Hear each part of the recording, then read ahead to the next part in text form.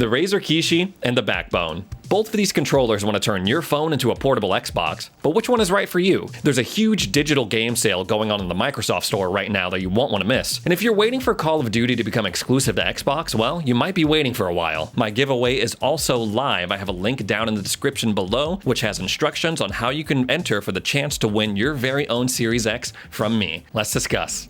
So when news broke that Microsoft was acquiring Activision Blizzard for $70 billion, okay, it's not really $70 billion, it's 68.7 if you want to get nitpicky, Xbox players were dreaming of this future where Call of Duty was going to be exclusive to Xbox. If you wanted to play Call of Duty, you were going to have to buy an Xbox or buy into the Xbox ecosystem. Which is huge, of course, right? Because Call of Duty has been multi-platform for forever on PC, on PlayStation, on Xbox, so that would be pretty big. It has been confirmed, however, both by Activision and Phil Spencer that they're going to keep Call of Duty multi-platform for the foreseeable future. They're going to honor their contractual agreements.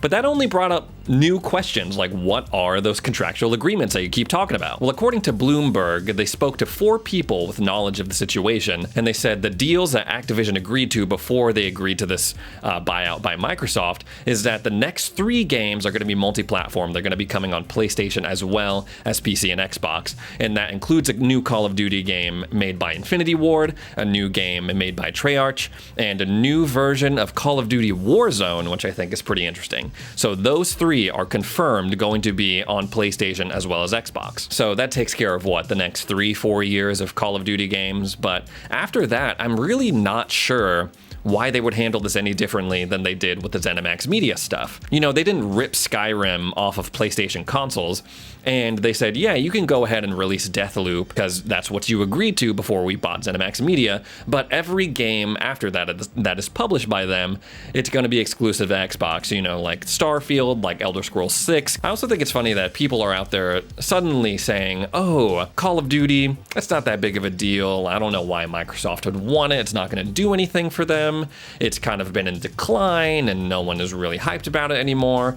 And that is just baffling to me because no matter the state of Call of Duty, the quality of the games, they sell a massive amount of copies. Call of Duty Vanguard, which is apparently like the lowest point of the franchise, or however people want to spin it, still became the best-selling game of 2021. Even though the fan base was so split on it, it still has that selling power. And you know what the other top selling game of 2021 was? Call of Duty Black Ops Cold War, which was released in 2020 and still sold so many copies in 2021 that it was still at the top of the charts. So Microsoft is having yet another digital game sale on the Microsoft Store, and here are a couple titles that stick out to me. First up is the Halo Infinite campaign. Now, I know this is something that you can play as part of your Game Pass subscription, but if you haven't bought into the Game Pass system yet, the Game Pass machine, this is a great opportunity for you to pick up a really awesome game on the cheap. Or relatively so. Right now it's being sold for $48 versus $60, and I think that's a pretty fair price for this game, if I'm being completely honest.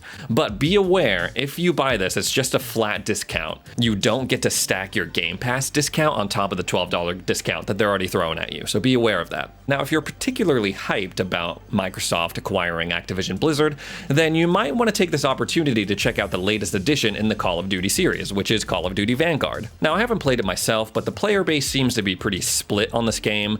I understand that a lot of people aren't happy about the state of multiplayer, and there are some missing features like split screen zombies mode, but a lot of people have good things to say about the campaign itself, and this might be worth it if you were more focused on a single player experience versus a multiplayer online. Now, it's being sold right now for $38. It'll probably be what, $39.40 after tax, maybe a little bit more, but be aware, if you buy this version of the game, the $38 one, then you are buying the Xbox One version of the game. If you play it on your Series X or your Series S, you're going to be playing it via backwards compatibility. It's not optimized for the current gen systems. Kingdom Come Deliverance is also on sale. It's currently being sold at $8 instead of $30, and this is definitely something I want to pick up. Like I've stated before, a huge fan of open world RPGs.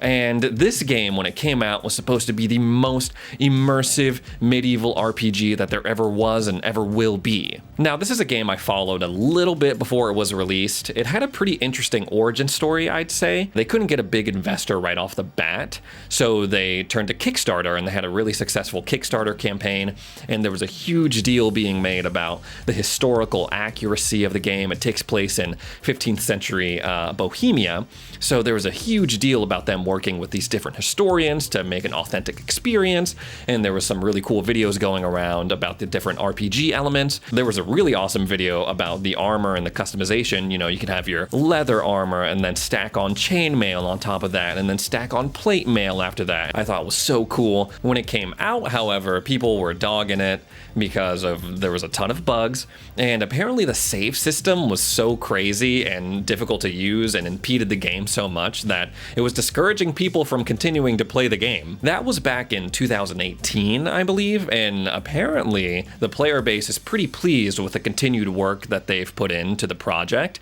and the current state of the game is supposed to be pretty good. Of course, it's only $8, so I'll pick it up and see if those statements are true, and I'll get back to you guys. I'd say other honorable mentions include Assassin's Creed Valhalla. It's being sold for $32, and Biomutant, which I think is being sold for $36. Now, I haven't played an Assassin's Creed game since Unity. I used to play them religiously. I loved the Ezio trilogy, but I sort of fell off, and every time I think about getting into it, I'm like, maybe I'll do something else. Biomutant, again, was a game that looked really interesting before it launched, and when it launched, people were like, meh, but I've always loved the design of this game, the characters, the overall aesthetic of it, so maybe I will pick it up, check it out for myself. Who knows? There's also some classics on sale here. Skate 3. I'm not sure if there are any other skate games on sale. Avatar: The Last Airbender, Burning Earth, which was a 360 game. You know, it wasn't amazing, but I'm a big fan of Avatar: The Last Airbender, so maybe I'll just do it for the nostalgia. I couldn't find any details on when the sale was going to end. I saw a couple of articles saying that it was a weekly sale,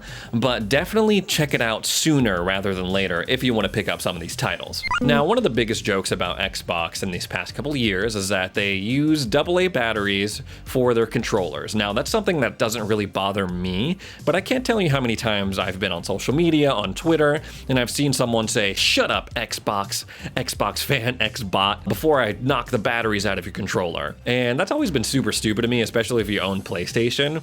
If you have a PlayStation controller, you know that the batteries on those die so quickly, especially on these new ones. Now, I know there's a ton of tech in the new PlayStation 5 controllers, I get it, but still. But because of that, though, there has been a really interesting market that's popped up, rechargeable batteries for your Xbox controller. Now, there are a ton of companies that make rechargeable batteries for your Xbox controller, but this one I thought was worth highlighting. It's made by Insignia. It's called the Play and Charge Kit, and one, it's dirt cheap. It's only $10. It comes with one rechargeable battery, and it comes with a comically long USB-C cord. So when that rechargeable battery runs out, you can plug it into your controller, and then you plug that into your console, and you can keep playing. A 9-foot long USB-C cord just seems like overkill. Like, your controller dies, the battery dies, and you plug in this thing and you can back up into like another room or something if you wanted to. It's also white, so for all my Series S owners out there, this would match perfectly with your console. Now, I don't own the Play and Charge Kit. I think it's cool. I might pick it up, especially for $10. But Insignia is a company that I generally trust. I like their products. I have a charging dock by them. It's this little guy right here. I don't know the official name of this, but it's one that you plug directly into the front of your Xbox Series X console, and you don't lose the USB port because they have one right here on the front, and then they have this little button right here so you can still access your sync button, but it holds 2 rechargeable batteries like you would find in the Play and Charge Kit. The only problem I find is that when I run out of battery in one of these batteries, I have to kind of have the other one on deck because I can't just plug in a cord and keep playing, right? I don't have that. I have to like pop this one out and then do like a tactical, you know, kind of swap right there. But overall, I like it. It fits really well into the design of my Xbox as it is. It doesn't really modify it in any significant way. And like I said, it's a good product. Insignia, good people. I trust them. So back in November, I did a video about Xbox accessories accessories I thought were cool, and I brought this little guy on. It's the Backbone controller. You plug it into your phone, you attach your phone to it, and you're able to play games on Xbox Cloud Gaming. And I soon found out that people were very, very passionate about this little guy right here, the Razer Kishi, which is essentially has the same function. But I thought I would pick one of these up, check them out head to head, and see which one I would recommend to my viewers if you were in the market for picking up a controller like this. So build-wise on the Backbone, the closest thing I would say it's similar to are the Nintendo Switch Joy-Cons. They're very similar in their appearance and their build. It's pretty much like slapping two Joy-Con controllers on either end of your phone and then making it into a tiny little Switch thing. Much like your Nintendo Switch, these analog sticks kind of have that domed feel to them and kind of have a more slightly rubberized texture, I would say. But it also has a couple of interesting features. It has a capture button on here, so you can take screenshots and record in-game footage.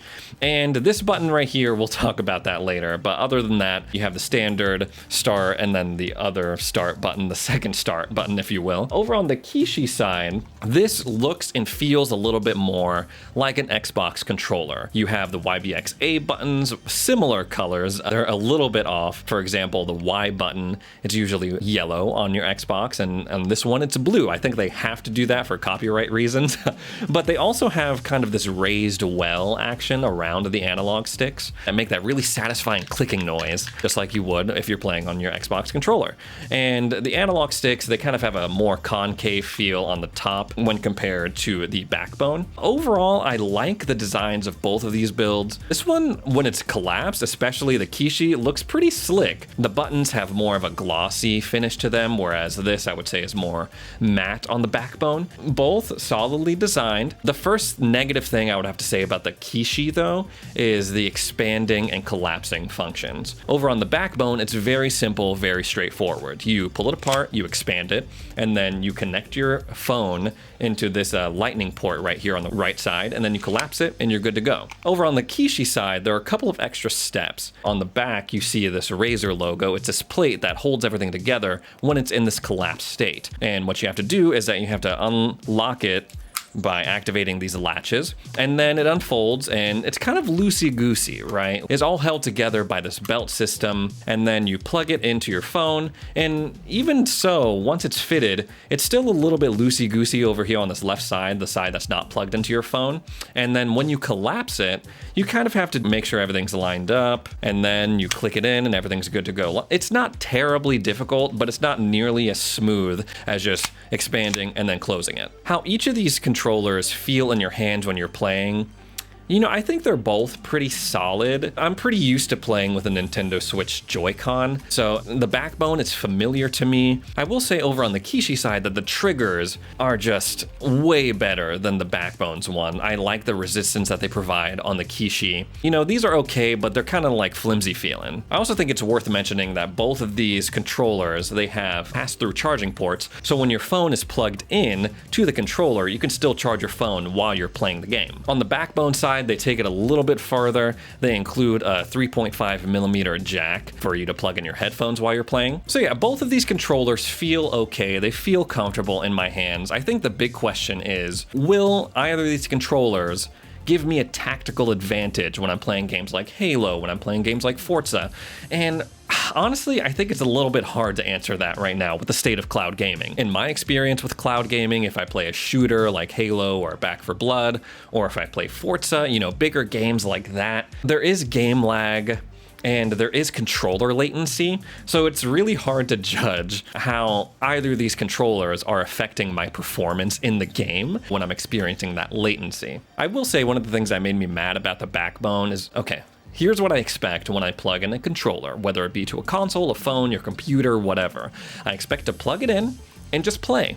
Right? That's what we all expect. But with the Backbone, you plug it into your phone and it immediately asks you to either log into your Google account or log into your Apple account. And I'm like, what is that about? And apparently it all stems from this crazy desire for Backbone to get you to subscribe to Backbone Plus. And I thought that was just so ridiculous. They push Backbone Plus so hard. It's like their hub app, and it's kind of like got this social media aspect to it. Like, oh, keep up to date with other players who are gaming on Backbone as well. Share with them what you're doing when you're playing. I'm like, what? I just want to play the game. I want to plug the controller and play the game. I don't want to do any of this. And even if you opt out of it, you don't go through the whole process, they still try to email you, they still try to get you to this Backbone Plus service. I don't know what that's about. Over on the Kishi side, there's nothing like that, man. They're not trying to get you to sign up for Razer Prime or anything like that. I don't know if that exists. That's just something I made up. You just plug it in, and you're good to go. There is a bit of a price difference between these two controllers. Over on the Backbone, this is $100, and this is $80, so a $20 difference. These are both, solid products, right? There are things I like about each of them, and there are things that I dislike about each of them. If you've picked up either one of these, I think you're gonna be happy with them. They're both pretty solidly built. Anyway, guys, that's all the news I have for today. If you're tuning in for the first time, my name is Ray, and I'd very much appreciate it if you went on over to Twitter and followed me at StayXboxReady. My giveaway is also live. I have a link down in the description below, which has instructions on how you can enter for the chance to win your very own Series X from me. Thanks again for tuning in, and we'll see you in the next video.